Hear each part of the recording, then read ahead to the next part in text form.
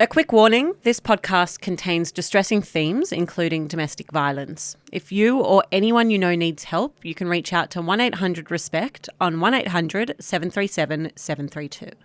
Hello and welcome to the Daily Aus. I'm Zara. I'm Sam. Last week, a coronial inquest heard evidence relating to the killing of 21-year-old Lilie James. Lilie was killed in October of 2023 by Paul Thijssen, with whom she had ended a short relationship less than a week earlier. In today's podcast, we'll explain what we now understand happened on the day of her murder and the events leading up to it. Zara, this is a really distressing story, and I remember it really clearly when it broke. Yeah. And the kind of days and weeks after the actual incident itself. For anyone, though, who might not have seen this in the headlines back in 2023, can you talk me through what exactly happened here? Yeah, so on October 25th, 2023, the body of 21-year-old Lilie James was discovered by police in the bathroom of St Andrew's Cathedral School in Sydney's CBD. At the time, police said that Lilie, who was a part-time water polo coach at the school, was working on the night of her death. According to police, she suffered serious head injuries. Shortly after Lilie's body was found, police ruled her death a homicide and named a prime suspect, Paul Thijssen. He had made a call to emergency services shortly after the murder, telling them the location of her body. After a wide-scale police investigation, a few days later, police found the body of Thijssen in the water in Diamond Bay, Vaucluse. I'm keen to understand a little bit more about the events that led up to the murder of Lilie. But before we get into those details, why don't you tell me a little bit about who Lilie James was, who this 21-year-old was? Yeah, I think that that's a really important place to start this podcast because she's been described as this really vibrant, outgoing and beloved young person by everyone that knew her. She was born in Sydney South and she had one sibling, a brother called Max. Lilie graduated from school in 2020. She was studying sports business at UTS or sports management and she was due to graduate in 2023. As I said, she was working part-time at St Andrews and the school described her as full of vitality, energy, enthusiasm and a natural fit in the school community. Her colleagues said that she was a smart, compassionate young lady who impacted the lives of many at the school. And it was working in that job at St Andrews that she met Paul Thijssen, the man responsible, ultimately, for her murder. And you said earlier that in the early stages of this investigation, it was Paul Thijssen who was identified by police as a prime suspect. Talk me through what we know about him. What I think is important to know about him is that he and Lilie were known to each other. Right. So they dated very briefly before he murdered her. And as we've learned during the course of the coronial inquest, he demonstrated extreme levels of coercive control during that very brief period. It was a matter of weeks that they were seeing each other. Alongside multiple examples of physical stalking in the weeks leading up to her death, the court was told that Thijssen used a range of emotionally abusive and manipulation tactics to erode Lilie's sense of self. So he did things like use Snapchat to monitor her location. He became agitated when he found out that she was attending a party with her ex-partners, for example. These are some of the behaviours that the court heard about in the lead up to her death. Can you just describe coercive control for me? Yeah. So coercive control is a form of domestic violence where a person denies a victim autonomy and independence over time. So it's being criminalised in states across the country, and we've spoken about that before on the podcast. It really came, I guess, into the popular vernacular following the very brutal murder of Hannah Clark in Queensland. Findings from a National Review of Domestic and Family Violence found that over 80% of men who killed a current or previous female partner had exhibited non-violent behaviours like coercive control against their partners that they then went on to kill. And we understand that he was exhibiting these sorts of behaviours in the lead up to Lilie James's murder itself. And the reason we're talking about it today is because of this coronial inquest last week. Yeah. What did we learn from the coronial inquest?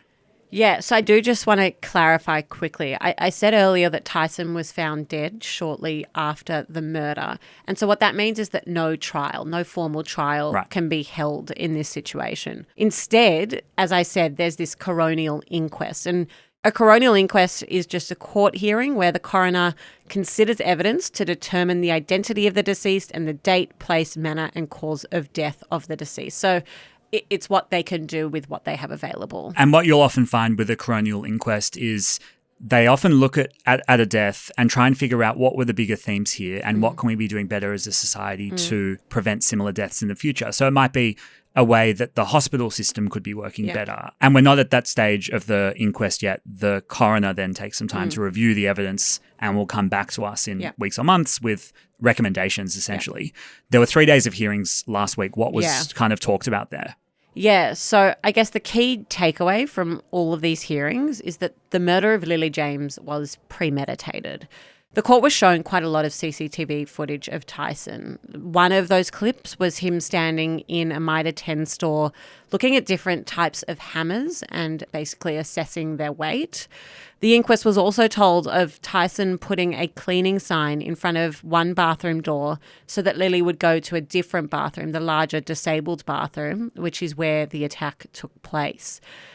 The court also heard that Thijssen practiced his attack in the hours before it occurred. And again, there was this CCTV footage that was then released publicly with the consent of Lilie's family that showed him basically practicing bursting into the bathroom, practicing how this attack would eventually take place. All of these things coming together to really paint a picture of someone that had planned out every step of this attack. It was really disturbing footage to watch, and there is something about seeing these moments play out in the grainy CCTV footage that really brings this story to another level in the way that we think about it.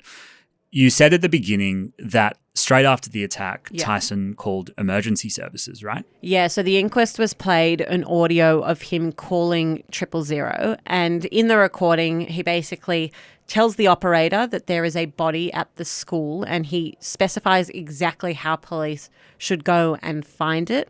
He doesn't disclose his name, but we now understand that moments after that phone call ends, he died.